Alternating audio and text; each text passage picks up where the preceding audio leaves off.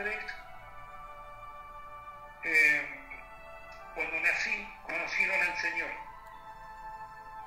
No fue fácil, ya que ni bien nací, a los pocos meses, la casa en la que vivíamos, la casa de ellos, se prendió fuego. O sea, ni bien llegaron al Señor, pasaron 2 meses y se prendió fuego la casa. Donde vivía en el barrio se prendió fuego, porque tenía una prefabricada. Y bueno, así fue que yo ya tenía 6 meses aproximadamente. Empezamos a concurrir a la iglesia de Pastor Reyes, llamada Los Olivos, en Olivo, en medio de una villa. Fue una iglesia que el pastor no tenía conocimiento de la palabra, pero era una persona que Dios lo usaba muchísimo con milagros. Y cuando estoy hablando de milagros, estoy hablando de sanidades. Los ciegos veían, los que venían en silla de ruedas se iban caminando, los que venían con muletas se iban caminando solos, dejaban las muletas, se iban con las muletas en las manos.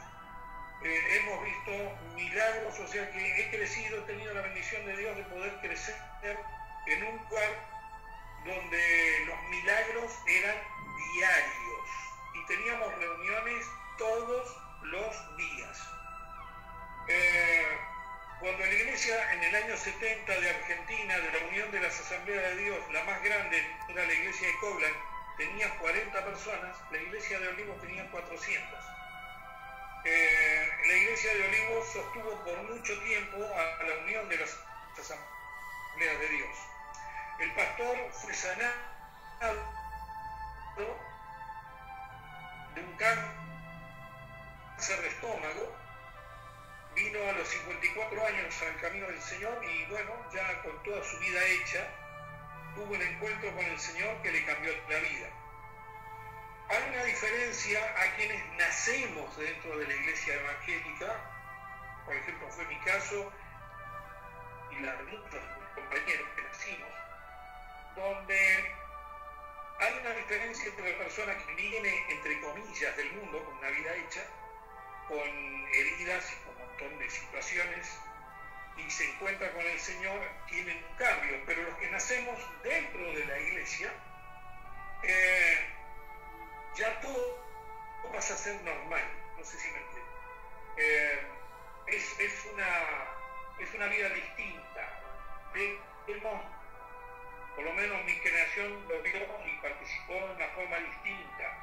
No, con esto quiero decir que no había un encuentro de quienes nacíamos dentro de la iglesia. Estuve en la iglesia evangélica durante muchos años, estoy hablando como 40 años. En el año 2004 dejé de participar en la iglesia evangélica y durante 12 años no me congregué. O sea, el otro día escuchaba a los hermanos el día lunes de distintas situaciones que cada uno ha vivido en la vida, decepciones, y que buscando, y cuando llegaba una se daba cuenta que no, porque una vez que uno se asienta se da cuenta de que las cosas no son tan lindas como parecerían ser cuando uno recién entra. Desde hace, luego de los 12 años que no me congregué, la Torá me salió al encuentro. Y cuando digo la Torá me salió al encuentro, hay es una afirmación, porque los sabios de Israel dicen que nosotros no buscamos la Torá nos busca a nosotros.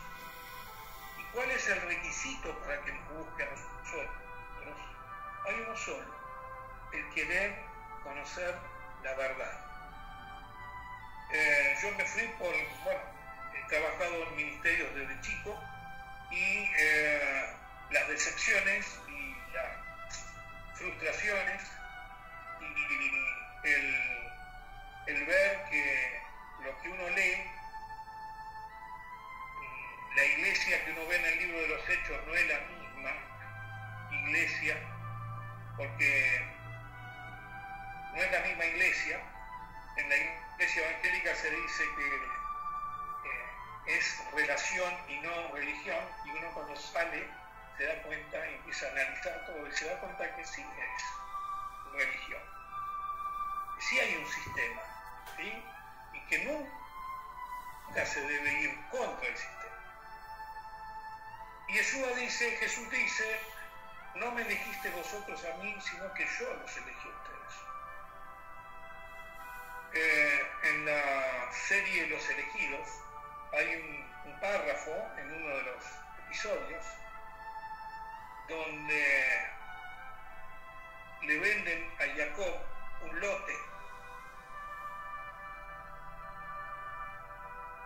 pero se lo venden en la cima de una lomada de agua. Están haciendo un pozo y se acerca a una persona y le dice, ¿usted compró acá? Sí, compré acá.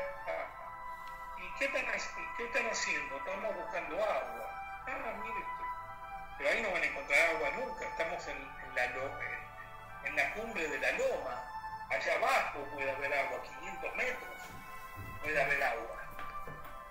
Y entonces empieza a hablar esta persona con Jacob, mientras los hijos están tratando de están hablando, y le pregunta a Jacob, ¿usted tiene algún Dios? Sí, tengo un Dios. ¿Y cómo se llama? No tiene nombre. Y le dice, ¿y cómo es? No tiene figura. No tiene nombre, no tiene figura. Y lo ve que camina Jacob cojeando y le dice, ¿qué le pasó? Peleé con el ángel de él y me dejó así. Espera un momento. ¿Quién en su cordura elegiría a un Dios que no tiene nombre, que no tiene imagen y encima te deja cojo? En ese momento los hijos empiezan a los gritos, dicen, papá, vení urgente, papá. Sale Jacob hacia la lomada y ve, y resulta que habían cavado un poquito nomás y estaba el agua burbujeando. Entonces Jacob, dándose vuelta hacia esta persona, le dice, es que yo no lo elegí a él me eligió a mí. Y este es el privilegio que tenemos, hermanos, quienes estamos aquí y en muchos lados, que nosotros no lo elegimos a él nos eligió a nosotros. Como dice Juan, nosotros no le amamos a él lo amó primero. Terminamos amándolo, pero él fue el primero que hizo todo. Por lo tanto, es un privilegio y los felicito a cada uno de ustedes por el hecho de tomarse este tiempo para querer conocer de este Dios, de este Elohim, creador de todo. Vamos a comenzar, hermanos, con un tema que es conociendo al Creador.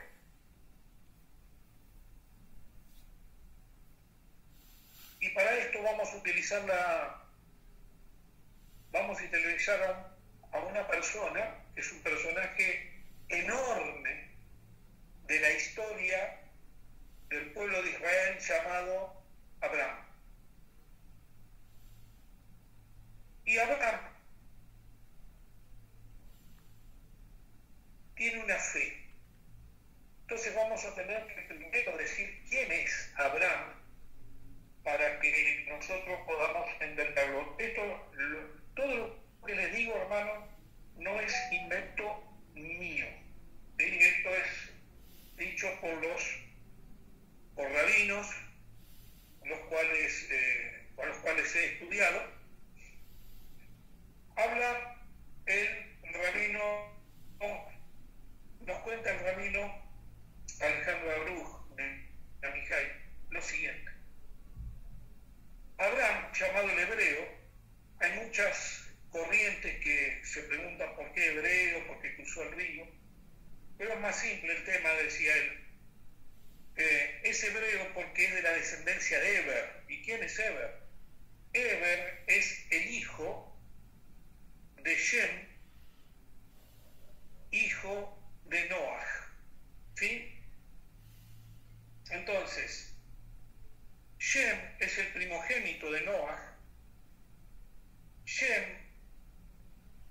literatura judía y la enseñanza judía, es aquel que Abraham le entregó los diezmos de todo. Rey de Salem, príncipe, ¿sí? Rey de paz. ¿Quién es? Melquisedec, que es un título justamente de los primogénitos. ¿Qué nos van a decir con respecto a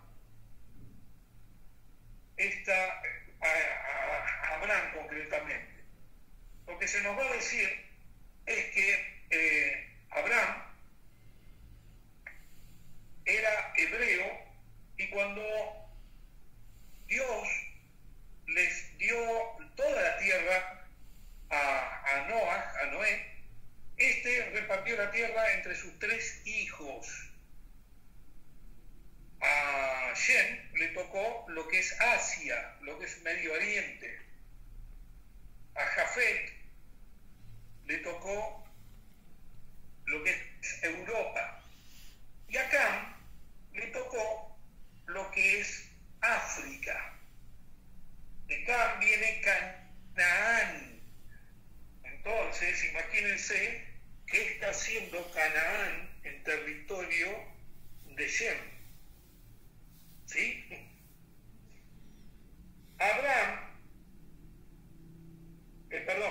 Shem, junto con su hijo Eber, y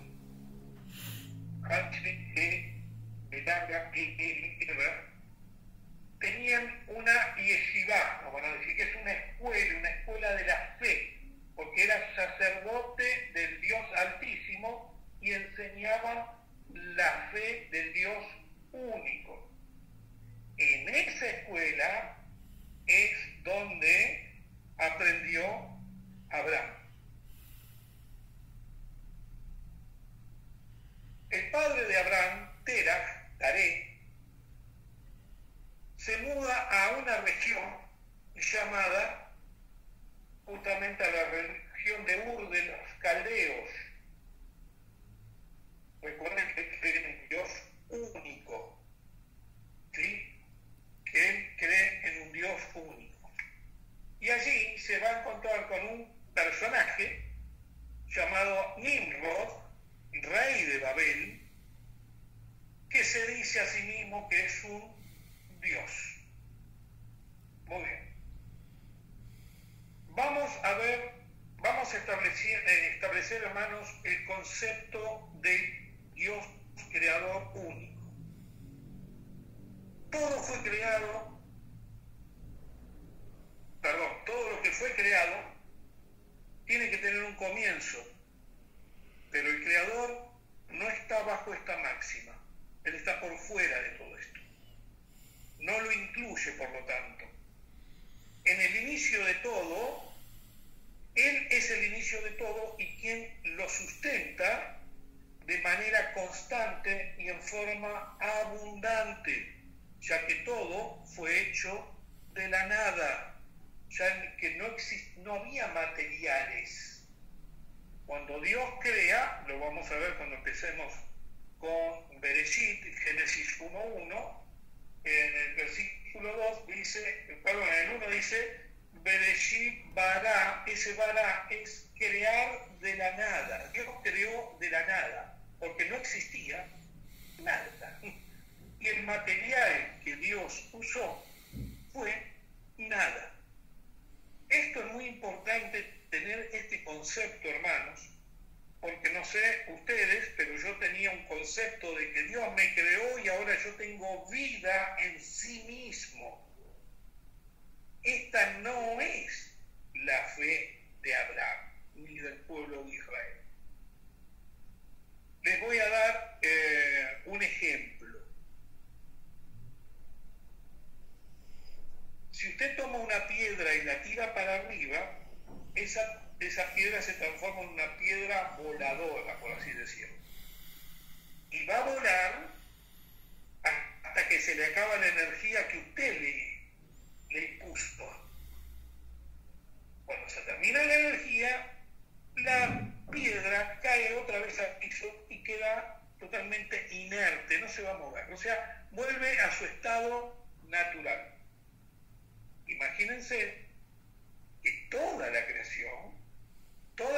creación de los cielos, toda la creación del universo, de la tierra.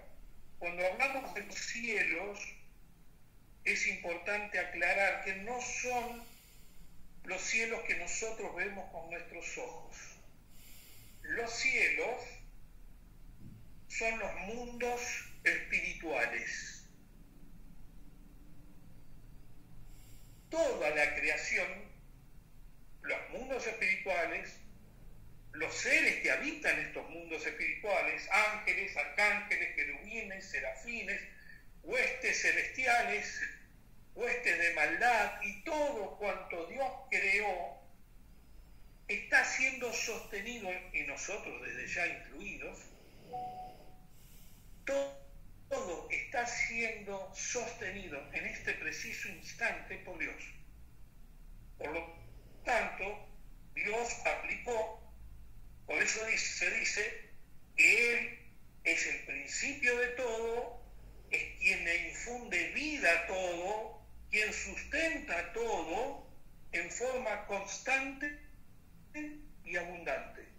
Si Dios en este momento no quiere poner más su fuerza creadora, nosotros volvemos como la piedra a su estado, a nuestro estado original, que es la nada.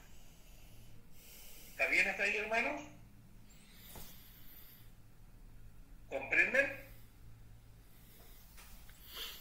Hay una película de los que es de Sukkot, que se va a ver dentro de poco. ¿Cómo se llama, Neri, la película de los de Breslev? Ushpizin. Ushpizin, ahí está. Hay un momento en que los dos amigos malandras del rabino, o sea, pues el rabino había sido un malandro también, pero los dos amigos que están en condición de malandra después de haber hecho un acto de haberse comido el etrog, ¿sí? Que es uno de los frutos que estaba preparado para ser justamente movido con los otros tres, con la palma, con el mirto y con, no sé, me acuerdo si era el sauce. Luego de haberse comido el etrog, el rabino les dice, y después que se le pasó el enojo, le dice: quédense tranquilos, ustedes, no, pero perdonad, ustedes no son nada. Entonces los amigos se ofenden: ¿cómo que no somos nada? Dice: ustedes no son nada, yo no soy nada, todo esto es nada, el único que lo es todo es ayer. Bueno, ese es un principio de fe, y de la fe de Abraham. Entonces, yo por lo menos pensé que tenía la fe de Abraham. Sigo. Los sabios de Israel han tratado por miles de años, hermanos, de llegar a conocer a este Creador y comprenderlo. Tarea que sigue activa hasta el día de hoy. Desde ya, lo limitado de este conocimiento que se ha adquirido solo ha sido posible porque el Santo bendito ha querido revelarse a sí mismo. O sea que lo que se conoce es lo que Él quiso revelarse. Si no, no había forma. ¿Sí? Sería imposible poder saber quién es Él. Como dice Pablo en 1 Timoteo 6:16, Pablo escribe: Él habita en una luz inaccesible, donde ningún ojo lo ha visto, ni lo verá. Yo cuando pude comprender esto lloré. Por eso es que Dios es espíritu y no se puede ver el espíritu. Entonces tenemos todo esto que estamos hablando es para tratar de conocer el concepto de quién es Dios y qué cree Abraham y qué cree el pueblo de Israel. Por lo tanto, hermanos, Abraham, cuando se mudó con su padre padre Tarek, que era un filósofo, era un pensador, ¿sí? Por eso dice que hacía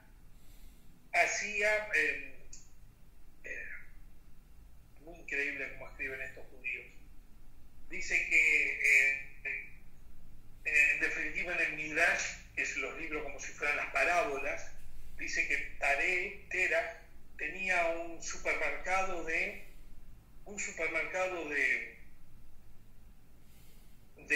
ídolos, y que fabricaba el ídolo de acuerdo al pensamiento de cada persona. ¿Cómo es esto? Entonces este rabino dice, ¿usted sabe de dónde viene la palabra ideología? Justamente el ídolo. ¿Qué es una ideología? Una ideología es una forma de pensamiento por la cual la persona se conduce en esta vida. Yo paraba las orejas, hermanos, porque yo dije que cometí muchísimos pecados, pero nunca fui idólatra. Era como mi jactancia, nunca fui idólatra, nunca me postré delante de una imagen. Entonces este rabino dice, quien se postra delante de una imagen, se da vuelta y se va, porque ese ídolo nada es. Me acordé de Pablo. Pero quien es conducido por una forma de pensamiento, eso estamos hablando de otra cosa. Eso es el verdadero ídolo. ¡Wow! ¿Qué significa esto? Que la palabra de Dios puede decir algo, pero yo creo otra cosa. ¿Y qué hago? ¿Lo que dice la palabra o lo que yo creo? ¿Cómo me conduzco? Yo hasta que aprendí esto, me conducía como yo quería. Sí, está escrito esto, pero yo coloqué esto. Bueno, eso es un ídolo. Entonces, uno de los conceptos que vamos a aprender, hermanos, es quién es nuestro ídolo. Puede haber, como dijo Neri, puede haber una congregación con 1000 personas y cada una va a tener una ideología. ¿Y cómo se cree que se van a conducir? Por lo que piensan, por lo que creen, por su credo. Y Yeshua nos relata una historia. 2 personas subieron al templo. Una se puso de rodillas y se golpeaba el pecho y no quería levantar su vista. Si se golpeaba el pecho ya sabemos que es Yom Teruah o Rosh Hashanah, que es la fiesta que empieza el lunes a la noche. ¿Sí? Día del juicio. Se golpeaba el pecho. Eso se hace, perdón, no es esa fiesta, me equivoqué, sino es Yom Kippur, es 10 días después, el día del perdón. Entonces está arrepentido golpeándose el pecho y dice, sé propicio a mí, pecador. Mas el otro se va adelante. En el día de Yom Kippur, en el día que están todos postrados, los judíos están postrados, hermanos. Yo hasta que no comencé a estudiar la Torá, no sabía de qué estaba hablando Yeshua, por qué estaba golpeando el pecho. Porque está penitente, no, porque está en Yom Kippur, por eso se golpea el pecho. En las oraciones que se hacen, se golpea el pecho y dice, yo pequé, yo adulteré, yo forniqué, yo hice esto, yo hice lo otro. ¿Sí? Y se golpean 3 veces en el pecho ante cada recitación de las cosas. Dice, más el otro se va hasta adelante y puesto en pie, sí, puesto en pie, mire qué actitud arrogante, habló consigo mismo. ¿Quién era su Dios? Habló con su Dios. ¿Quién era su Dios? Él mismo. Dijo, te doy gracias, Señor, que no soy como aquel infeliz que está tirado allá atrás. Ayuno 2 veces por semana, diezmo hasta lo que sale de las macetas. Y Yeshua dice, les digo que uno solo bajó justificado.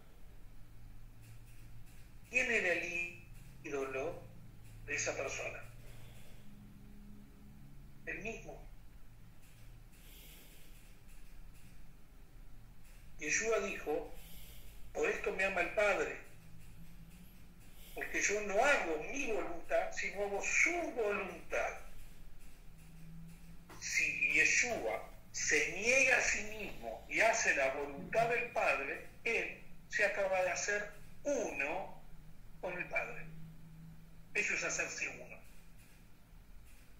Entonces Yeshua, al final de su ministerio, dice: el que quiera venir en pos de mí, tome su cruz cada día. ¿Cómo sigue el texto?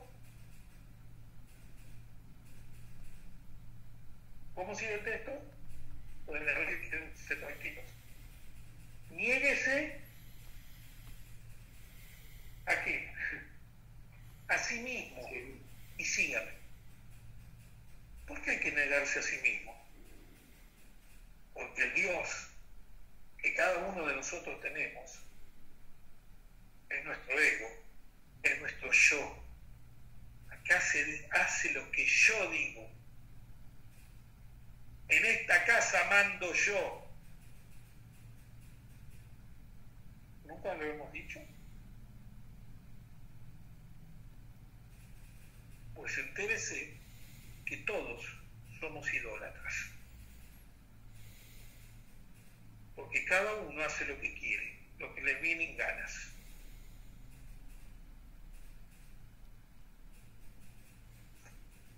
Lo que hicieron nuestros padres, Adán y Java y Eva. Un solo mandamiento había que cumplir. Nosotros estábamos todos en ellos. ¿Y qué pasó? No pudimos hacer un mandamiento. Uno. Y hicimos lo que queremos. Y desde que fuimos creados como seres humanos, aquí abajo, hemos hecho siempre lo que queríamos. Yeshua nos muestra el verdadero camino. Y Yeshua crucificado en el madero es justamente nuestro nefesh, que después vamos a aprender, en nuestra alma animal, nuestro ego, nuestro yo crucificado. Pablo dice: ya no vivo yo, mas el Mesías vive en mí. Pablo, ¿qué pasó con Pablo? Te tenés que anular. No hay otra forma, ¿no? Ni para ustedes ni para mí. Si queremos ir en pos de él, debemos anularlo. Sigo. ¿Hasta ahí alguna pregunta más? Nos vamos a ir parando. ¿Alguna pregunta hasta ahí?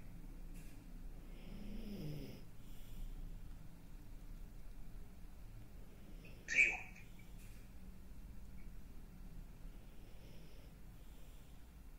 Los sabios de Israel hablan que tan grande fue Abraham, los Midrash, que a veces exageran, dicen que el mundo, hasta que no llegó Abraham, pendía. Es como que pendía de un hilo. Cuando llegó Abraham, el mundo fue establecido sobre una base. Luego vino Isaac, y el mundo ya tenía dos bases. Luego vino Jacob, y ya el mundo tuvo tres bases donde sostenerse. Esto es una alegoría, hermanos. ¿Entienden? Es un midrash, una parábola. Desde ya, que cuando Abraham va hacia la región de Ur, y allá lo tenemos a su papá, siendo un filósofo, siendo justamente el consejero de Nimrod, un general, dice, principal de Nimrod, quien vendría a ser, para que lo entendamos, el rey de Babilonia. Abraham estableció una escuela de pensamiento, que era lo que él había aprendido. Y en esta escuela de pensamiento él hablaba, ¿sí? Él meditaba, ¿sí?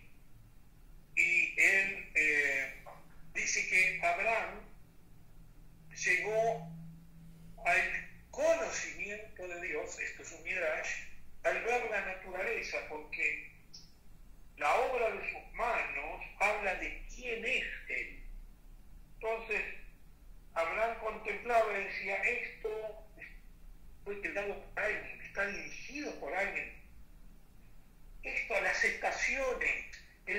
día, la noche, la lluvia, el sol, la tierra, cómo da el alimento, cómo germinan las plantas. Esto alguien lo conduce, este es el Dios único. ¿Qué sucedió? Fue tan grande esta prédica de Abraham en Ur, ahí en Babilonia, lo que sería Babilonia, actual Irak, que llegó a los oídos de Nimrod, y Nimrod dice, ¿cómo? Yo soy Dios. ¿Cómo que hay un Dios creador? Yo soy ese Dios. No, no sos ese Dios. Arrepentite, retractate, porque te voy a tirar a un caldero vivo. ¿Abraham había tenido contacto con Dios? Aparentemente no hay ninguna manifestación en los escritos judíos de que Dios le había salido al encuentro hasta ese momento a Abraham. O sea, hubo personas que se contactaron con Dios. Caso de Noah, antepasado de Abraham, Enoch, ¿sí? El mismo Caín, Dios le sale al encuentro y le habla. Pero, hasta ese punto, él era un teórico, razonaba todo, y mediante este razonamiento, él tenía una fe. Y eso de la fe ciega, hermanos, no es una imagen muy, y ahora lo vamos a ver, no es una imagen muy exacta lo de la fe ciega. Él creía porque veía las obras de su mano. Y lejos de retractarse, Abraham fue arrojado al horno, prendido, y qué hermosura, Dios se manifestó allí y lo salvó. O digamos, Dios premió su fe. Y a partir de ahí ya fue todo distinto. Dice el salmista David, no permitirás que tu santo vea corrupción. Y no lo permitió. En este caso, por supuesto que ese texto habla del Mashiach, ¿sí? Pero fíjense que Abraham es una figura de todo esto también.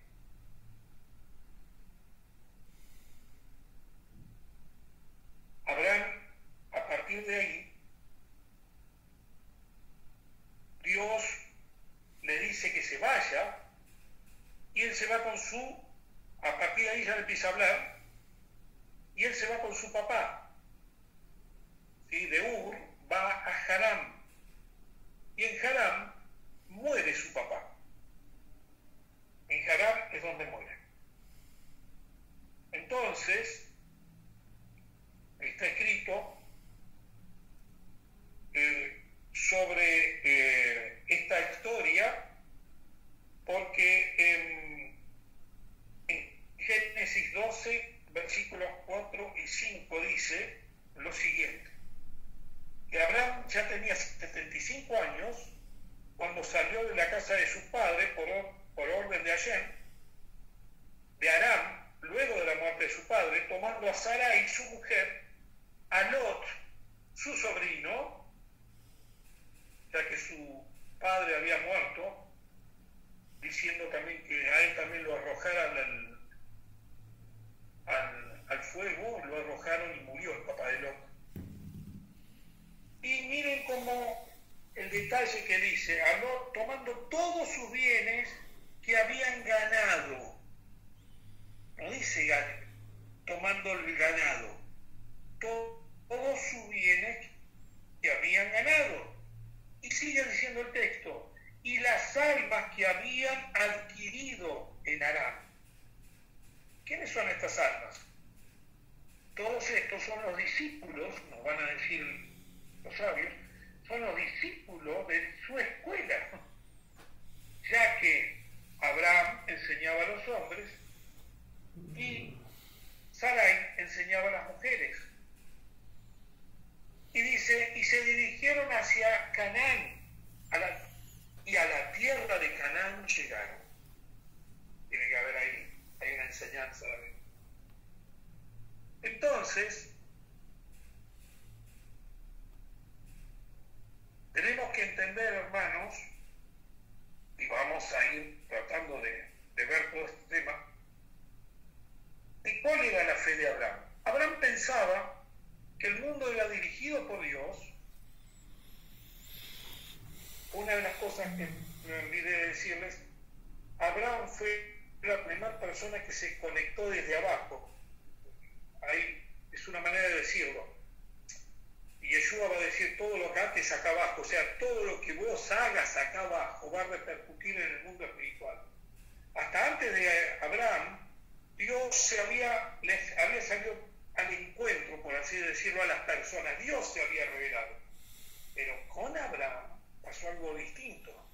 Abraham llega a tener fe, llega a tener un conocimiento de Dios mediante la lógica, la razón, la sabiduría, el entendimiento y esto le dio el conocimiento. No es lo mismo.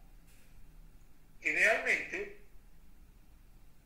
las personas decimos, ¿qué sentiste? O sea, las personas comúnmente nos conectamos con Dios a través del Ruach.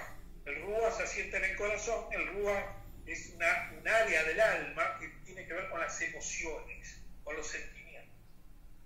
Pero el Ruach, esa emocionalidad de los seres humanos, no es muy confiable, porque cuando de pronto estamos alegres, sí, tenemos fe, pero cuando nos van mal las cosas, cuando nos frustramos, cuando nos sentimos fracasados, ¿dónde está esa conexión?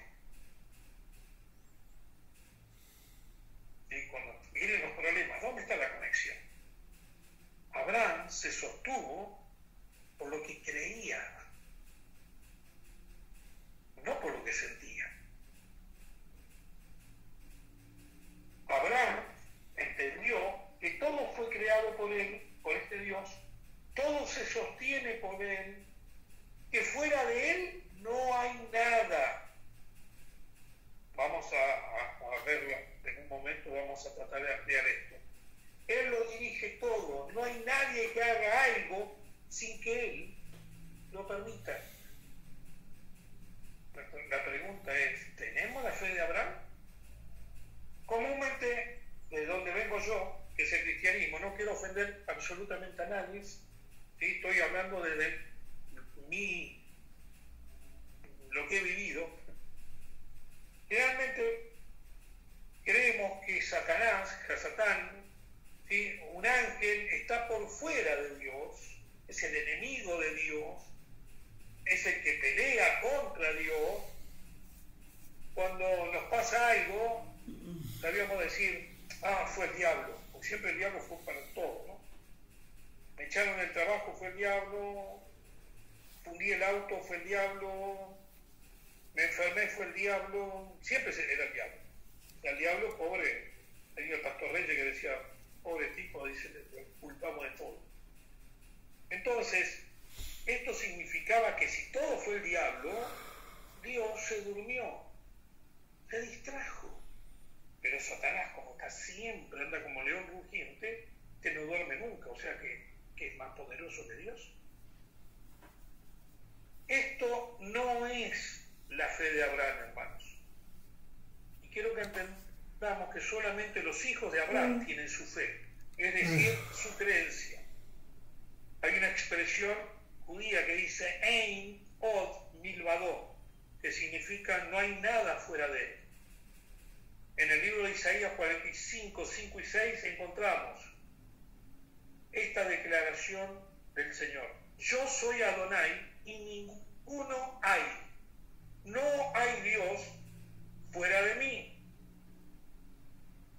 Yo te seguiré yo te seguiré aunque tú no me conociste, para que se sepa desde el nacimiento del sol y hasta dónde se pone, que no hay más que yo, Adonai, y ninguno más que yo. Tremendo, ¿no? Por lo tanto, hermanos, tenemos que,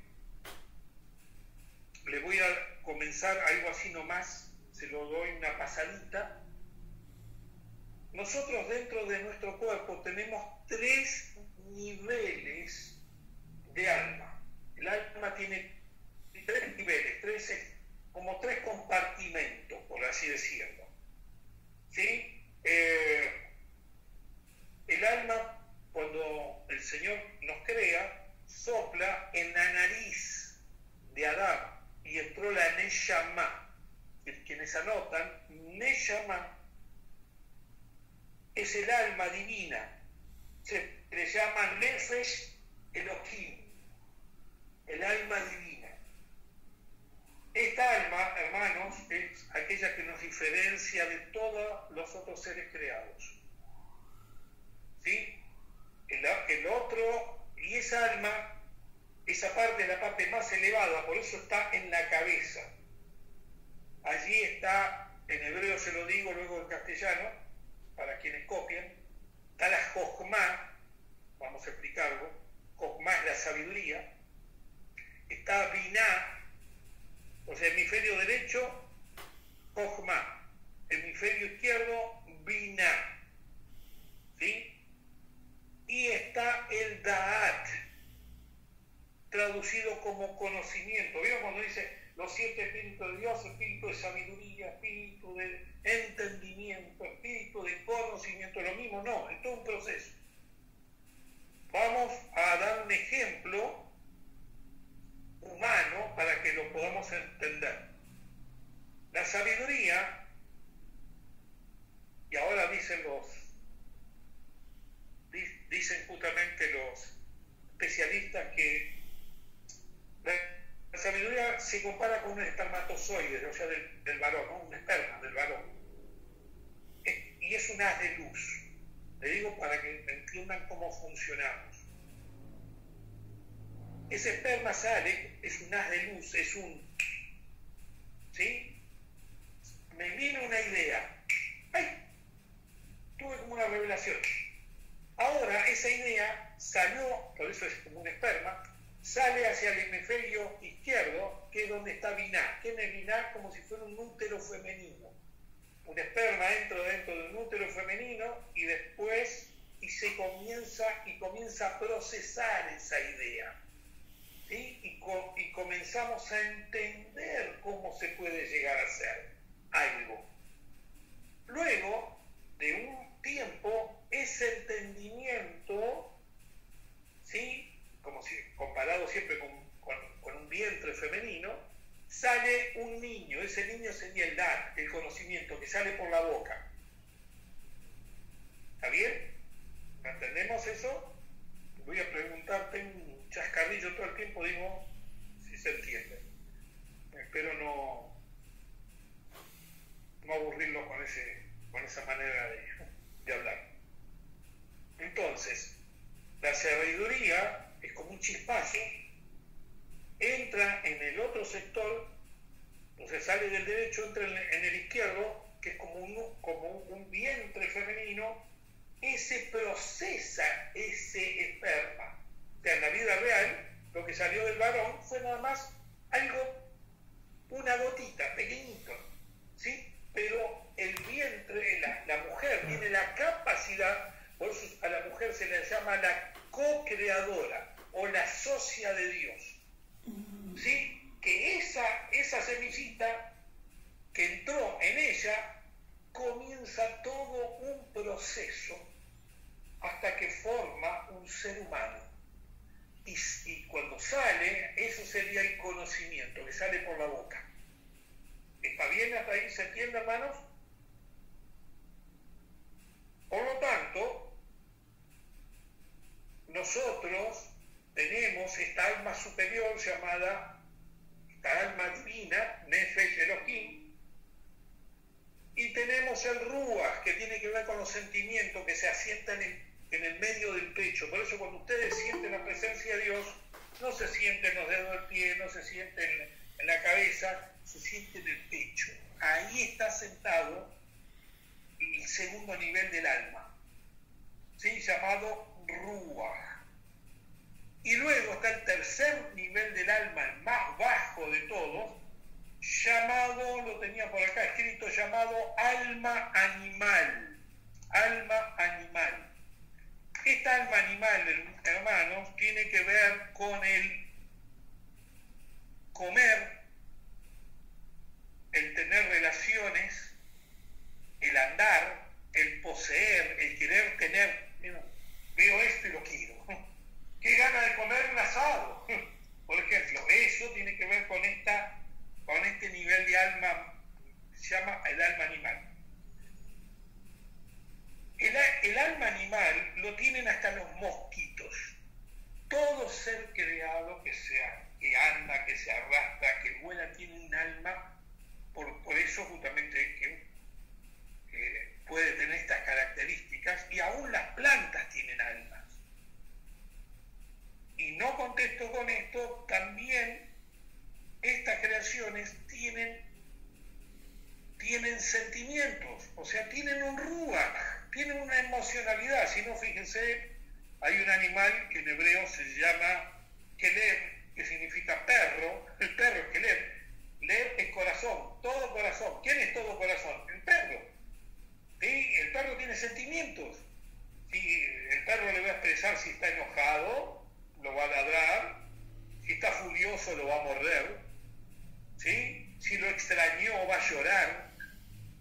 Si de pronto lo vio a su dueño y a lo mejor hasta se orina encima, ¿qué es eso? Son los sentimientos. Bueno, los científicos han descubierto que las plantas tienen sentimientos, y en Japón descubrieron que el agua, hicieron experimentos con el agua, pusieron música muy linda y bendiciones, y el agua dice que formaba unos cristales preciosos. Ahora esa agua le pusieron otro tipo de música y le pusieron maldiciones, y se dice que es como que se descompuso el agua. Entonces quedaron extremadamente sorprendidos los científicos, porque toda la creación tiene este nefesh y tiene también alma, son niveles, ¿sí? Pero el ser humano tiene neshama, y la neshama tiene que ver con la sabiduría, con el entendimiento y con el conocimiento. Esto es lo que nos hace a cada uno de nosotros ser la cúspide de la creación de Dios. ¿Sí? ¿Está bien hasta ahí, hermanos? ¿Alguien que tenga alguna pregunta? ¿Hay alguna pregunta? Sigo. Por lo tanto, la fe de Abraham no se basa en un sentimiento. ¿Qué sentiste? Porque el sentimiento es totalmente inestable. Siento esto, siento aquello, como dijimos, ¿sí?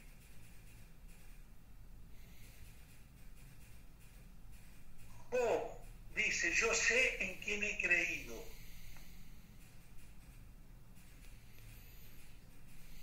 ¿Es importante el conocimiento? ¿Que es de dónde se conectó Abraham? Vamos a ver.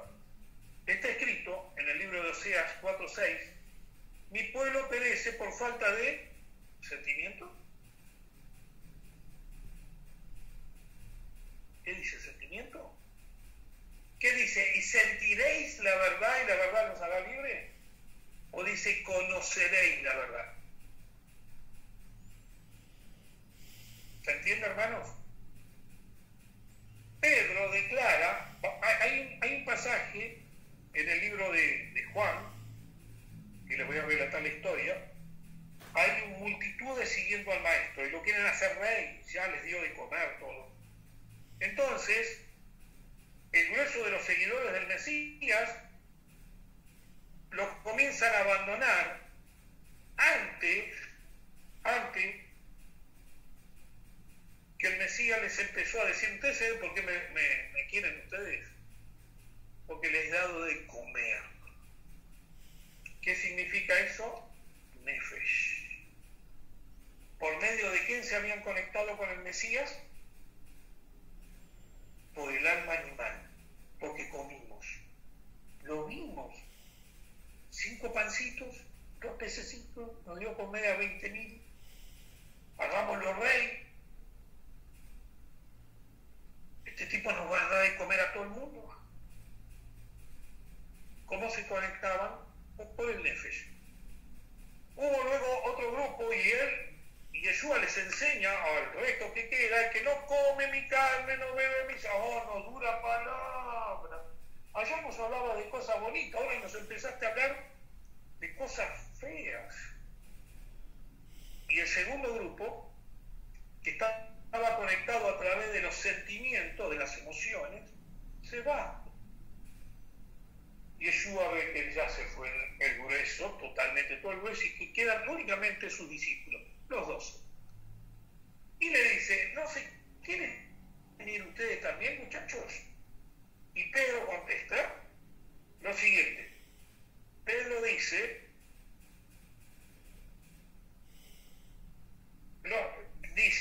estoy buscando el pasaje, Pedro contesta: ¿a quién iremos? Nosotros hemos creído y conocido. En otras versiones dice y sabido, tiene que ver con el saber. O sea que este grupo de los 12, ¿cuál de los 3 niveles de alma usó para conectarse con el Mesías? No el sentimiento, no el nefesh, que es el alma animal, sino el conocimiento. Esto fue lo que usaba Abraham. Nosotros, dice, hemos conocido, hemos creído, esto también se llama, que tú eres el Mashiach, el hijo de Elohim. Esto está en Juan 6:69. Y Yeshua todo el tiempo nos va a hablar, dice: y conoceréis la verdad, y la verdad los hará libres. Juan 8:32. Se ofenden. Dice: ¿qué? ¿Acaso somos esclavos? Se preguntaban.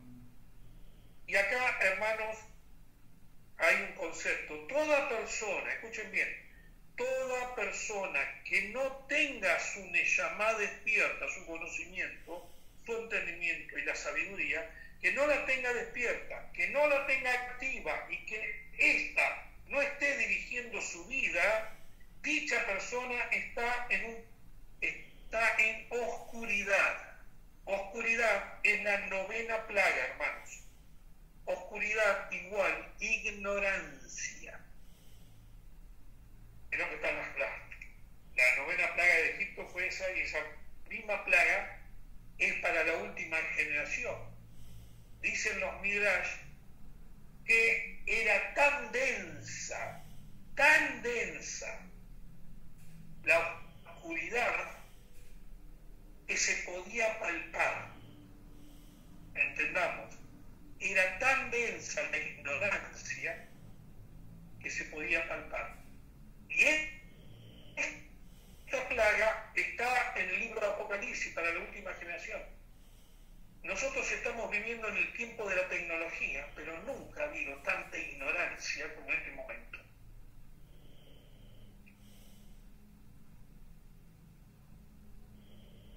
La ignorancia es esta oscuridad. No solo es ignorancia, lo peor de todo, esta ignorancia esclaviza.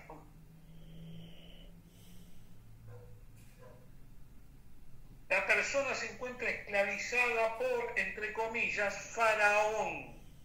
¿Quién es Faraón? Nuestro ego, nuestro propio ego, este Dios que tenemos personal. ¿Sí? ¿Quién es Faraón, rey de Egipto? Egipto es la carne, ¿sí? Nosotros en nuestro cuerpo tenemos un rey. Por eso Pablo dice: miserable de mí, ¿quién me librará de este cuerpo de muerte, porque todo esto lleva a la muerte. Porque el bien que quiero hacer, dice, con mi mente, me llama, yo sirvo al Señor, pero encuentro una ley más poderosa en este cuerpo, que me lleva ¿a dónde? Al pecado. Quien vive en ignorancia está esclavizado por este faraón y está produciendo obras de la carne. Por eso está escrito: vosotros que en otro tiempo estabais muertos en delitos y pecados. Por lo tanto, hermanos, es imprescindible que nosotros podamos entender qué es esta Neshama que necesitamos activar. Está en cada uno de nosotros. Después, cuando empecemos a estudiar cómo está compuesta las áreas de la Neshama, quiero que entiendan que ahí está la mente de Cristo que habló Pablo. ¿Sí? En la parte de arriba del cerebro se le llama Gólgota. ¿Me suena? Gólgota. Allí se establece la supraconciencia llamada la mente del Mashiach. ¿Quiénes tienen esta mente del Mashiach? Todos los seres humanos. Porque todos los seres humanos son almas. Todas estas almas anhelan a su Creador. ¿Por qué no lo buscan? Porque están siendo esclavizados por este faraón rey de Egipto. Está puesto justamente ahí y ahora vamos a hablar de eso. Sinceramente les digo, yo después de 50 años de evangelio, yo pensé que conocía a Dios. Cuando llego al camino de la Torá, me doy cuenta que no lo he conocido. Se conecta desde el alma superior que tenemos, que es el entendimiento. Es muy importante que podamos comprender esto, porque todos estos hombres de la fe se van a dar cuenta de que creen en que es. Pedro decía, yo sé, yo creo, yo sé que tú eres el Mesías, el Hijo de Dios. Lo sé. No me importa si me decís esto, me decís lo otro, yo lo sé. Y esa fe, hermanos, esa fe es una fe superior, ¿entienden? Ya tenemos qué es la fe de Abraham. Hace unos 300 años existió un sabio de Israel, y cuando digo sabio, yo pensé que la gente estaba exagerando. ¿Sí? Se llaman, a los sabios que son muy grandes le dicen Gaón, ¿sí? Como, se me fue el nombre del significado de Gaón, pero bueno. Existió una persona llamada Moshe Chaim Luzzatto, nacido en Italia, judío. Este fue un sabio que murió a los 39 años, antes de cumplir justo los 40, falleció. Hay personas que son realmente especiales, hermanos. Este Luzzatto, a los 14 años, enseñaba el Zohar. ¿Qué es el Zohar? Para darles una idea, imagínense 25 o 27, depende de la versión, Biblias Thompson. Saben lo grande que es una Biblia Thompson, ¿no? La Biblia, bueno, imagínense, es el Zohar, son 27 libros enormes. Este muchachito a los 14 años no solamente lo sabía de memoria, sino que lo enseñaba y lo explicaba la sabiduría de los sabios de antaño. A los 17 años comenzó a enseñar y empezó la persecución. a Jaime Luzzatto. Jaime Luzzatto tuvo que huir y fue a dar a Ámsterdam, y allí finalmente murió, y escribió durante su vida 120 libros. A Jaime Luzzatto los mismos judíos ortodoxos, él era judío ortodoxo, le hicieron juicios rabínicos y les quemaban los libros. ¿Cómo cambió después de 300 años todo? Ya que los libros de Moshe Jaime Luzzatto son el material, es uno de los materiales obligatorios para el estudio de todos los rabinos del mundo.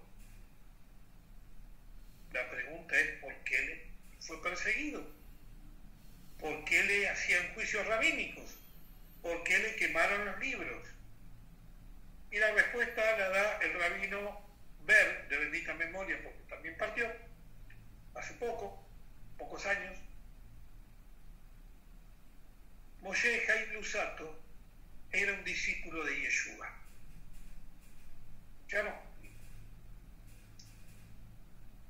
Los libros de Jaime Luzzatto, tenemos un par de libros. Yo he tratado de leerlo y dije, si tan sabio era esta persona, hermanos, delante del Señor se los digo, leí media carilla y tardé horas. Me reventó la cabeza. No pude seguir, porque empecé a masticarlo, a rumiarlo. Este Jaime Luzzatto va a explicar sobre la creación y quién es Dios. Y básicamente y sintéticamente se los voy a decir. Dice que Dios, el Creador, porque de esto se trata, de poder entender quién es Dios, quién es el Hijo de Dios, qué es la Torá. La Torá se la inventó Moshe. ¿Sí? Esto es, todo esto que vamos a ir compartiendo, hermanos, si ustedes me permiten, es como una antesala, es una preparación para que cuando comencemos con la Torá podamos, aunque sea, tener una noción de lo que es la Torá. La Torá, hermanos, hay dos formas de estudiarla. La Torá, comparemos un cuerpo y un alma con la Torá. ¿Está bien? Un cuerpo y un alma. El alma es quien le da vida al cuerpo. ¿Qué pasa si el cuerpo se le fue el alma? ¿En qué estado está ese cuerpo? En un estado de muerte. Lo mismo pasa con la Torá. La Torá sin el Mesías, por eso Pablo, que es un rabino tremendo, nosotros leemos a Pablo y queremos entenderlo, realmente no lo podemos entender a Pablo. Pablo, ¿sí? Rab Shaul va a decir, porque la ley da muerte, más el espíritu, que es el alma de la Torá, trae vida. Para que lo entendamos, es exactamente lo mismo que un cuerpo sin alma está muerto. Si nosotros a la Torá le sacamos al Mashiach, a Yeshua, está muerta. Por eso Pablo va a decir que Dios les ha puesto una venda por causa nuestra. Pero yo me atrevo a decir que no solamente los judíos tienen una venda puesta, también los cristianos tenemos una venda puesta. Porque creemos entender y realmente no entendemos el idioma. Hay traducciones que están mal hechas. No sabemos, no entendemos qué es la fe de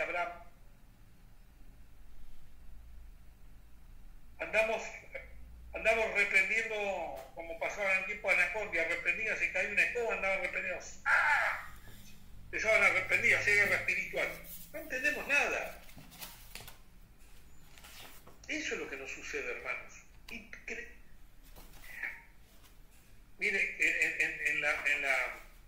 en Pesach hay 4 hijos que preguntan, uno el sabio, uno el que cree que sabe, el otro el que sabe que no sabe. Bueno, nosotros creemos que sabemos.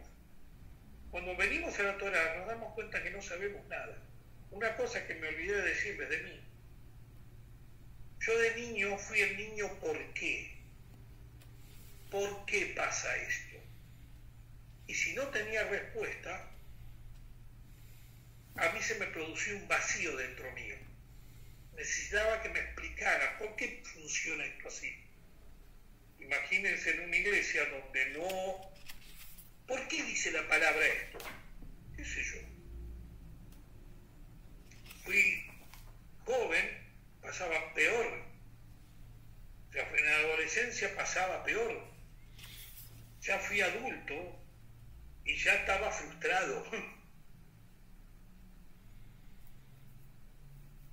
Los judíos todo el tiempo enseñan con preguntas. Por eso Yeshua contesta con preguntas. Cuando un judío, usted le pregunta algo y él le repregunta, no lo hace con el ánimo de rivalizar, ¿sí? Sino lo hace con un ánimo, hermanos. Porque la verdad es tuyo. Está en tu alma la verdad. Todo esto que estoy diciendo, hermano, está en el alma de cada uno de ustedes. Ya lo sabe el alma de ustedes. ¿Entendieron?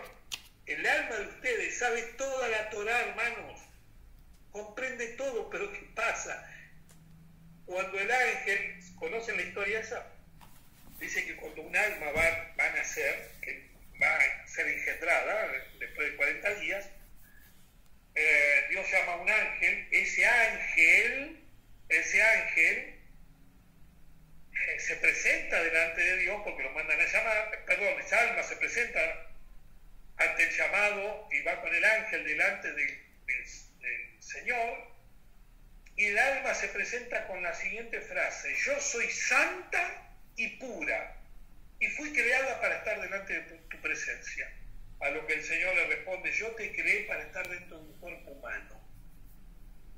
Allí emprende el viaje el alma junto con el ángel hacia el vientre de la madre a los 40 días, y el ángel le viene diciendo: no seas malvada, sé justa, no seas malvada. Y durante el resto, hasta que nace, el ángel le enseña toda la Torá. Este es un midrash, es una parábola. Y antes de nacer, el ángel pone su dedo índice, le pone el dedo entre la nariz y nuestra boca, nuestro labio superior. Por eso tenemos esa comisura. Se le llama el dedo del ángel. Y le pega un golpe y dice: olvídate de todo. Nacemos y realmente nos olvidamos de todo.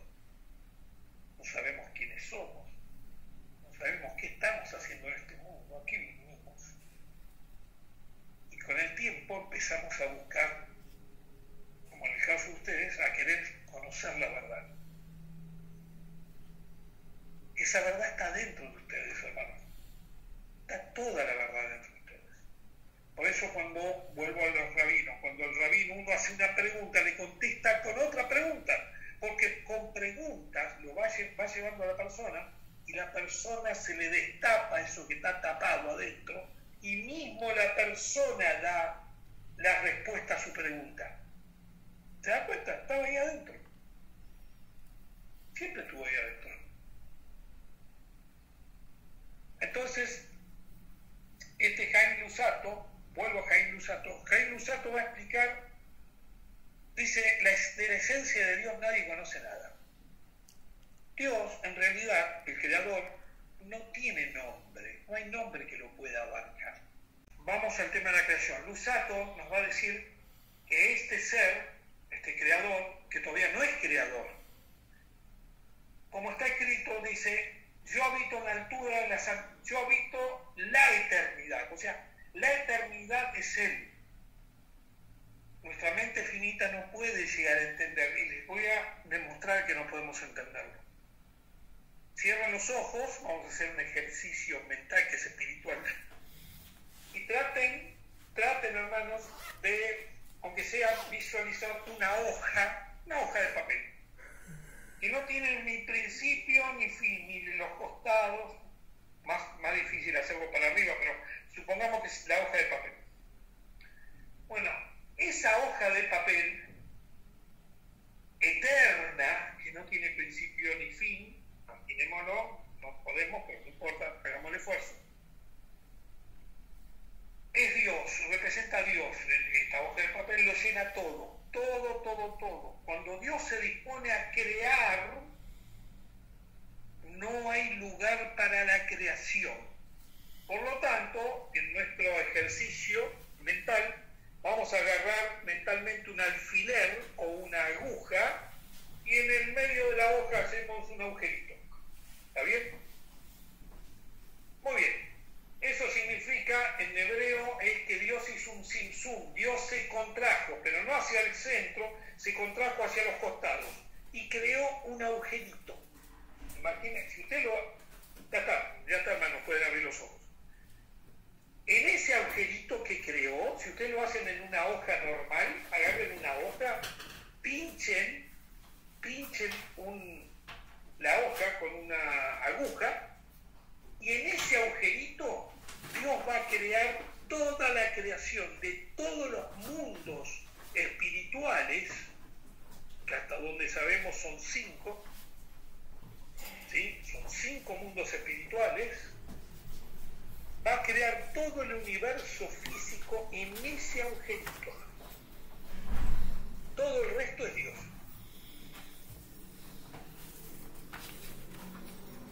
Ahora vamos a explicar un poquito más, pero Dios es energía, es luz inaccesible, como dice Pablo. Es una potencia que no existe nada creado que lo pueda soportar. Por lo tanto, necesita crear un vacío donde Él no esté, entre comillas, no esté. Por lo tanto, ese agujerito, si ustedes lo van a ver, ¿sí? Se oscurece, porque Él es luz. Al desaparecer, que viene, ahí está, gracias, Neri. ¿Lo ven ahí el agujerito negro? ¿Están viéndolo todo? En ese orificio que hizo Neri va a estar toda la creación, hermanos. Toda la creación. El problema, ahora, o sea que Dios se humilló a sí mismo. ¿Entienden eso? Por eso el Hijo se va a humillar a sí mismo. ¿De dónde lo aprendió? Del Padre. El Padre se humilló y se dio parte de Él. Ahora, ese agujerito que recién nos mostró Neri, fíjense que estaba negro. ¿Por qué estaba negro? Porque Dios no estaba ahí. Se creó la oscuridad. Exacto. Ahora, Dios tiene un problema. Si no está Él, no hay vida. ¿Entienden?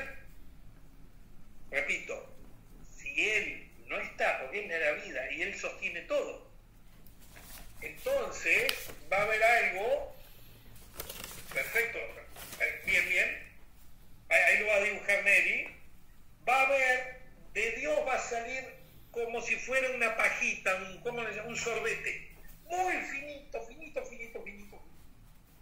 el cual va a dar vida, mediante ese sorbete, va a dar vida al centro del agujerito, a toda la creación. Ahí lo está mostrando Neri. ¿Ve? Por ese canal, ese conducto. Ese conducto, para que lo entendamos, es el Mesías, es el Hijo que Él va a crear. ¿Se entiende, hermanos?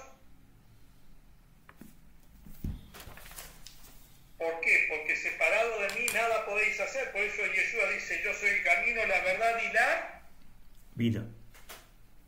Vida. ¿Por qué? Porque Él extrae la vida del Padre a través de Él.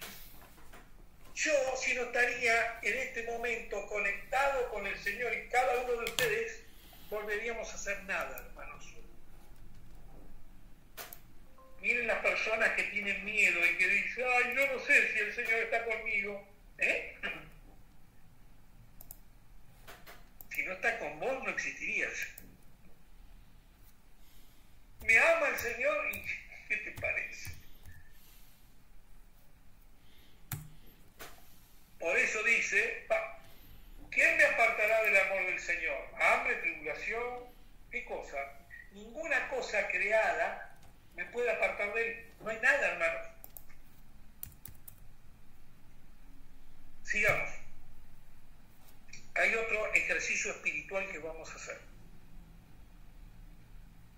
Y esto está relacionado con, porque ya introduje el Mesías.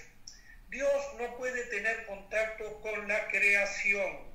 ¿Por qué? Porque la hace desaparecer del acto. Imaginémonos, alguien de nosotros puede estar delante de la energía que una bomba atómica desarrolla. Seríamos desintegrados. Y eso es una creación. Imagínense delante de Dios lo que es. Nadie puede estar delante de Él.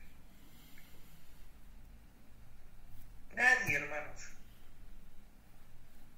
Por lo tanto, Dios lo primero que va a crear es a un ser que lo va a representar delante de la creación.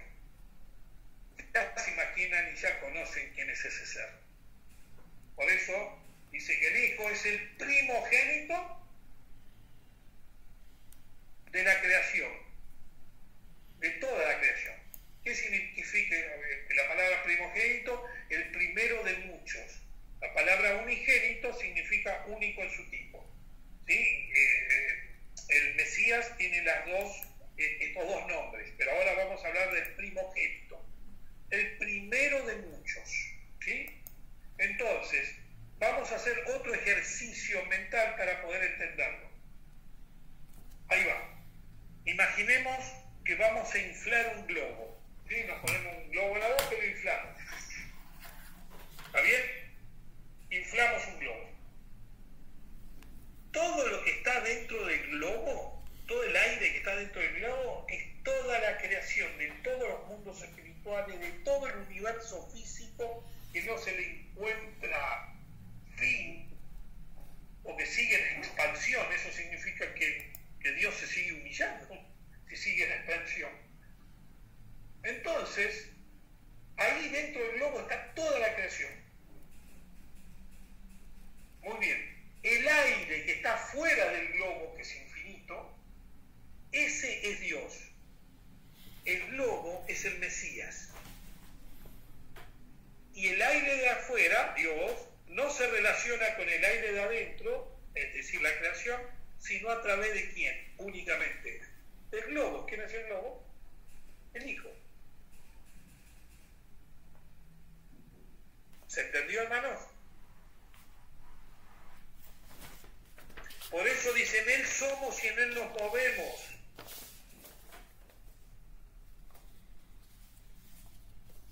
Nosotros estamos sostenidos, todo está sostenido por la palabra de Dios. ¿Y qué es la palabra de Dios? El Mesías. Todo fue creado por medio de la palabra, es decir, por medio del Mesías, y todo se sostiene, y todo fue creado para el Mesías. Entonces hay una diferencia entre lo que nosotros tenemos como Dios y entre lo que es el Hijo de Dios. El Mesías tiene un Dios. ¿Lo vemos en la palabra? Imagínense un Dios teniendo otro Dios. Después lo vamos a explicar, pero Él dice, ya resucitado por el Padre, dice, no me toques, mujer, cuando se le presenta a María de Magdala, porque aún no he ascendido, pero ve y dile a mis hermanos. ¿Dios tiene hermanos? Dice, sí, dijo que no había nadie como Él, era el único. Ve y dile a mis hermanos, voy a mi Padre y a vuestro Padre. Eso dice, ve y dile a mis hermanos, voy a mi Padre y a vuestro Padre, a mi Dios y a vuestro Dios. Hubo un momento en la iglesia evangélica, yo le digo, en el año 70 a nosotros nos enseñaban que Jesús era el Hijo de Dios, nunca que era Dios, el Hijo de Dios. Luego vino una corriente norteamericana, Jesus is God, Jesús es Dios, y se empezó a enseñar de que Jesús era Dios, pero Jesús no dice eso. En el libro de Apocalipsis, ya revelado, ya arriba, ya en el mundo espiritual, dice lo siguiente: al que venciere, le haré columnas del templo de mí. ¿De mí qué? De mi Dios. Y escribiré el nombre de mí, Dios, en su frente. O sea que él sigue teniendo un Dios. Increíble, ¿no?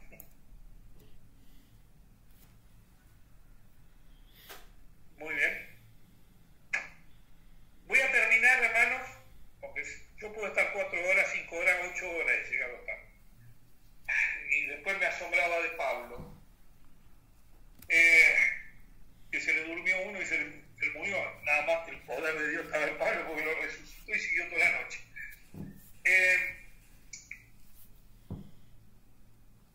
La primera creación que Dios va a hacer, ¿a quién creen ustedes que creó primero? Ahora abran los micrófonos. Después de crearlo al Mesías, ¿a quién creó primero? Que conocemos como Mesías, ¿sí? Al representante. Después de crearlo al representante, ¿a quién se cree que creó? A Satán, a querubines, serafines, ángeles, huéspedes, potestades. ¿Qué fue lo primero que creó? ¿Qué les parece a ustedes? La sal. Muy bien, Miriam. Creó las almas llamadas las Neshamot. Por eso vieron los griegos decían, pienso, luego existo. Porque la Neshamot es puro pensamiento, es el mundo espiritual, es todo de pensamiento. Creó las almas. ¿Estaba creado el universo? No. ¿Estaban creados los ángeles? No, no había ninguna creación. Solamente estaba, sí, el Hijo, para que lo entendamos, que era el Rey, porque todo fue creado para él. Estaba un rey con un pueblo, ese pueblo estaban ustedes, cada uno de ustedes. ¿Lo pueden creer? Entiendan que ustedes pueden creer, y yo también, la eternidad hacia adelante, pero eso sería media eternidad. Hay una eternidad para atrás. En ese lugar estaban ustedes. El rey Salomón dice lo siguiente: mi amado me introdujo en la cámara, en el lugar del banquete. ¿Qué significa? ¿Han ido alguna vez a algún banquete? Pero donde hay de todo.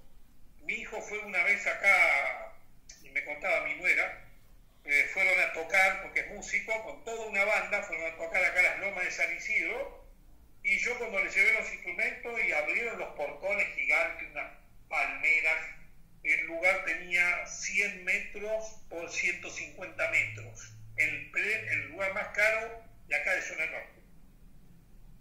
Entonces cuando veo ahí adentro dije, ¿qué es esto? Miami, me imaginé cámaras gigantes, equipo de filmaciones. ¿Dónde estoy? Bajé los instrumentos. Entonces mi hijo fue a tocar ahí, viene un hombre y lo abrazó y le dijo, che, vos sos David, sí, lo abrazó y le dijo, qué lío que hiciste en mi casa, Entonces, perdón, qué lío que hiciste, no le dijo mi casa. Entonces él le habla al que lo contrató, que es el cuñado de este, y dice, che, me abrazó este hombre y me dijo eso, ¿quién es? Este es Blaquier, le dice. Es una de las fortunas más grandes de Argentina. Bueno, mi nuera fue ahí, porque la invitaron, ¿sí? Vénganse todos los músicos, los familiares de los músicos, ya la fue. Servían en hojas de palma, servían caviar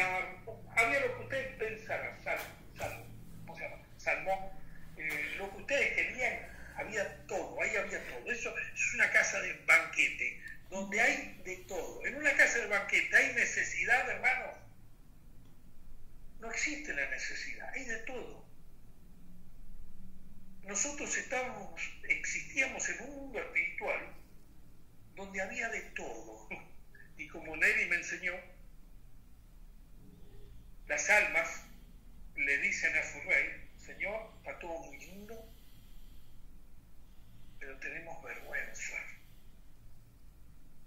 Ahí sale un concepto judío que se llama el pan de la vergüenza.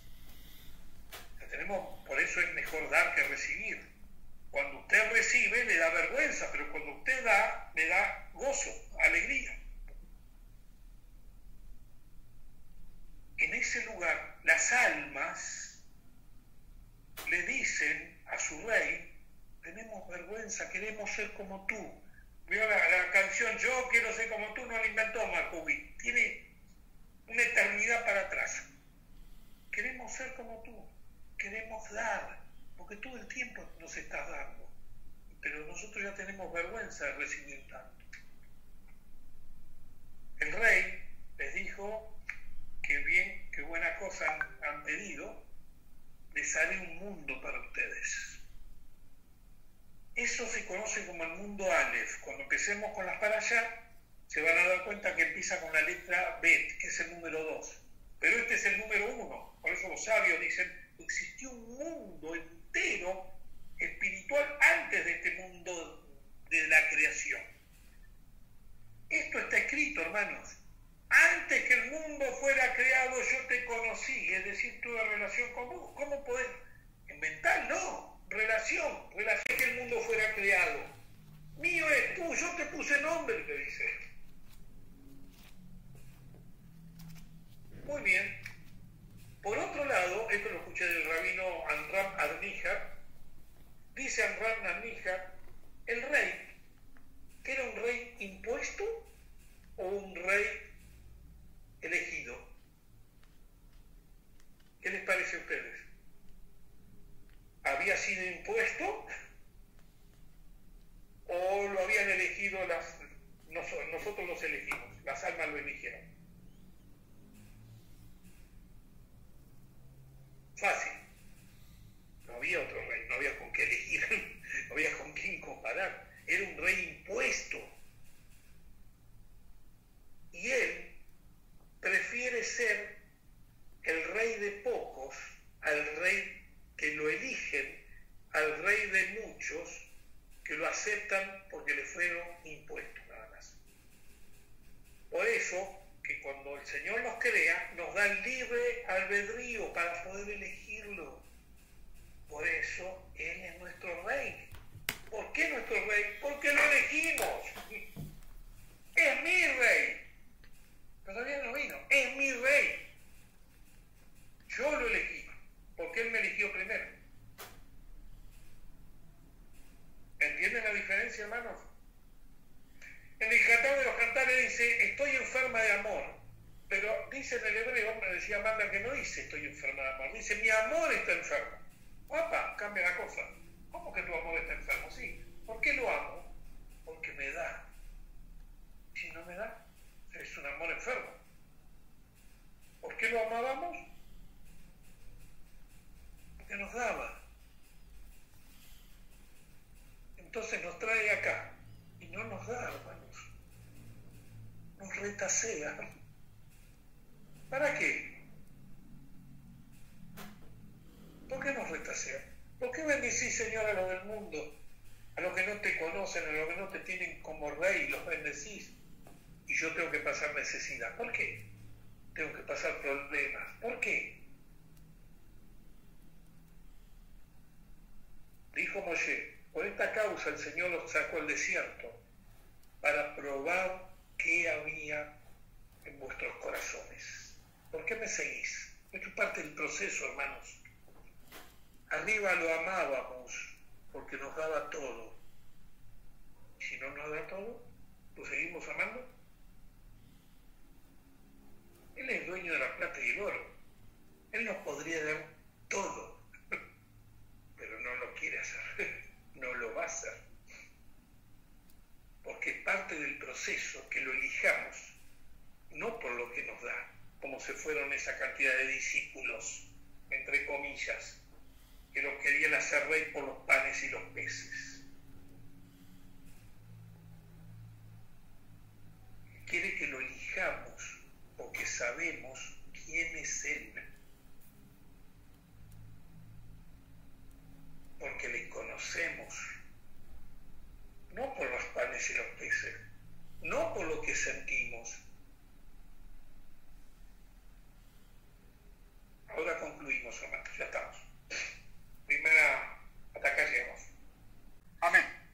El Señor dice,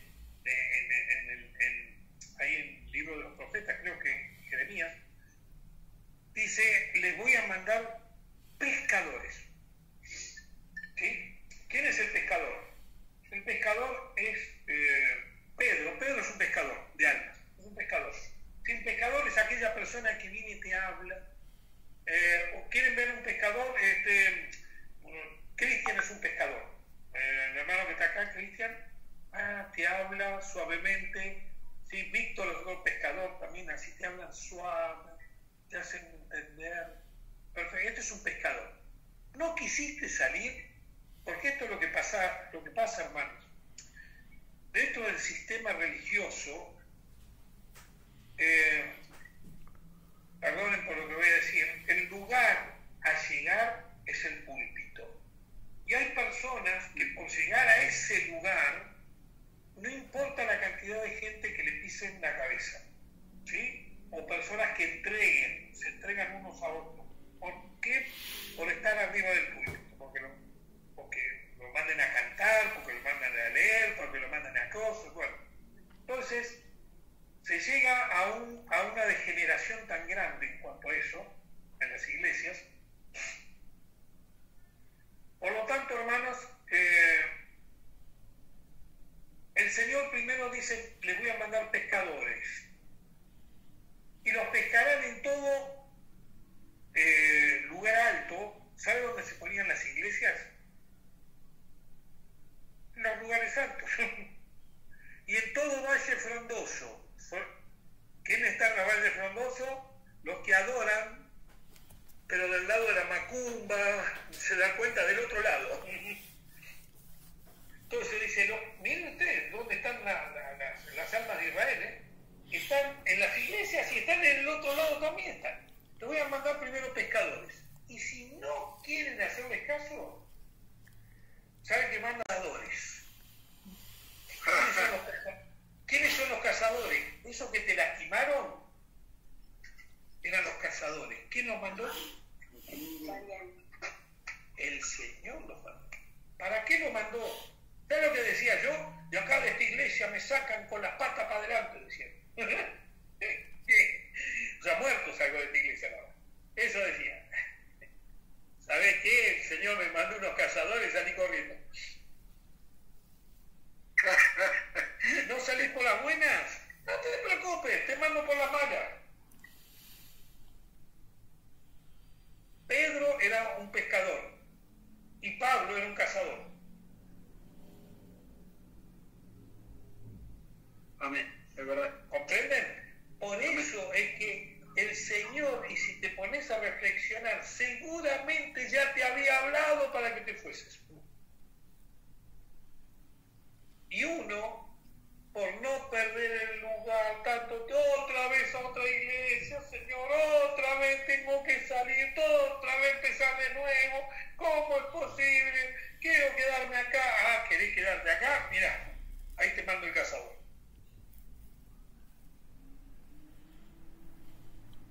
Y te saca corriendo, ¿eh? Te das los talones en la nuca, te vas. Vamos a ir.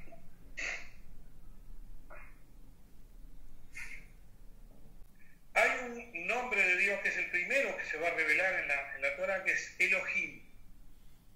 La palabra Elohim es la palabra que ha traído más problemas a toda la comprensión. Elohim, porque son tres. Im es plural, sí, Im es plural, pero darte una idea, no solamente habla de pluralidad de personas, sino habla de pluralidad de cualidades. ¿Sí?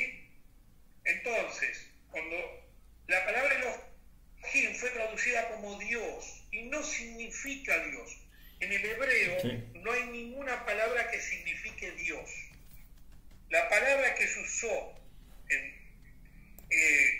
para ser traducido es Elohim. Elohim la tradujeron como Dios, pero no es eso. Elohim no es el nombre de Dios. Elohim es un título. Es como, por ejemplo, que alguien le diga a ustedes, anda a hablar con el mecánico. ¿Qué mecánico? Porque hay muchos mecánicos. Entonces, la palabra Elohim es un título que tiene que ver con la justicia, con el poder. El atributo de la Geburá, con el atributo del juicio, del din, del juicio. Hay 4 en las escrituras. Dios es Elohim, o sea, el increado es Elohim. El representante de él, vamos a tomarlo por el término juez. Si el representante de él, que es el hijo, ¿sí? Si el padre es juez y el representante, ¿qué tiene que ser también? Para representarlo como juez, ¿qué tiene que ser? Juez. Cuando los ángeles fueron a Sodoma y Gomorra a llevar un juicio, se les llamó Elohim. Y a Moisés se le dice, tú serás Elohim para Faraón, tú serás el juez para Faraón, tú serás quien nos juzgarás. Por eso los fariseos vienen y dicen, ¿quién te ha puesto por juez sobre nosotros? Y él contesta, ¿nunca leíste vosotros sois Elohim? En el Salmo 82 dice, Dios preside la asamblea de los dioses. ¿Ven cuántos dioses hay? Entonces, desde el punto de vista, quiero que entiendan esto, hermanos. Cuando Pablo dice, ¿o acaso no sabéis que vosotros sabéis de qué cosa los ángeles le vamos a hacer nosotros? Juzgar. ¿Qué le vamos a hacer? ¿Acaso no sabéis que vosotros sabéis de juzgar a los ángeles? Si usted va a juzgar un ángel, usted es un Elohim, porque es un juez. Correcto. ¿Se entiende? Eso no significa que usted sea el increado. No. Entonces, para pasarlo en limpio, hay 4 posibilidades que le vaya este título. Primero, al eterno increado, bendito sea, el santo bendito. Segundo, al Hijo, que es el que lo representa. Tercero, ángeles, y cuarto, a los hombres. Por eso, uno de los libros se llama Jueces. Por eso también al Satán se le dice Elohim. Elohim se le dice a Satán. Vale, le dice Dios de este mundo, pero es Elohim. No es Dios. Sino también Satanás entonces es Dios. Yeshua, escuchen hermano, Yeshua es Elohim. Sí, es Elohim. Claro. El Mashiach es Elohim. Exacto. Pero no en el concepto de Dios increado, porque él fue creado. Exacto. No, increado hay uno solo. Y eso lo tenés en Bereshit, capítulo 1. Ajá, claro. El primer verso nomás. Dice... Que vamos a ver, lo claro. Van a ver, porque vamos a sacar foto y se claro. lo vamos a mandar. En el principio creó Elohim a Al-Estab. Al Al-Estab, el Al-Estab, decirle quién es. Y bueno, ya saben quién es el Al-Estab, seguramente, que sí. Es Yeshua, pero el primero y el último. Lo que pasa que ahí dice que en el hebreo dice Elohim creó a Al-Estab. Lo único que Dios creó fue al Al-Estab. Y el Al-Estab crea todo lo demás. Exactamente. Por eso el globo, ¿no? El globo. Entonces, lo que Dios crea es ese globo. Claro. ¿Sí? El globo, que es Yeshua. Y dentro de Yeshua, Yeshua creó todo lo que está en el globo. Exactamente. ¿Está bien? Es eso. Entonces, ahí tenés claro, en el primer versículo nomás, ahí está la confusión. Por eso, claro, al decirle Yuhei Bajei, al decirle Elohim a Yeshua, y bueno, sí, ahí se crea la confusión de que el Dios... Ahí se crea la confusión. Hay un mandamiento que dice así: